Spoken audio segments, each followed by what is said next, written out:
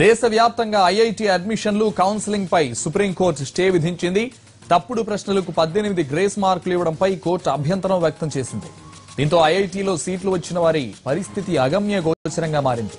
ప్రస్తుతానికి స్టే ఇచ్చిన కోర్టు మొత్తం పరీక్షనే క్యాన్సిల్ చేసే అవకాశాలు కనిపిస్తున్నాయి. అదే జరిగితే లక్షలాది మంది విద్యార్థుల భవిష్యత్తు ప్రమాదంలో పడుతుందని తల్లిదండ్రులు ఆందోళన చెందుతున్నారు. ఒక్క పరీక్షకు 18 గ్రేస్ మార్కులు ఇవ్వాల్సినన్ని తప్పులతో పేపర్ ఎలా ఇచ్చారని ఐఐటీలను ప్రశ్నించింది సుప్రీంకోర్టు.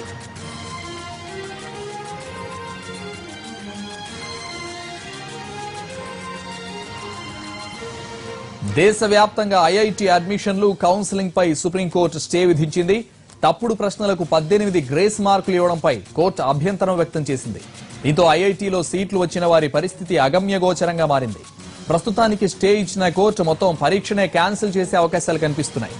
అదే జరిగితే లక్షలాది మంది విద్యార్థుల భవిష్యత్తు ప్రమాదంలో పడుతుందని తల్లిదండ్రులు ఆందోళన చెందుతున్నారు. ఒక్క పరీక్షకు 18 గ్రేస్ మార్కులు ఇవ్వాల్సినన్ని తప్పులతో పేపర్ ఎలా ఇచ్చారని ఐఐటీలను ప్రశ్నించింది సుప్రీంకోర్టు.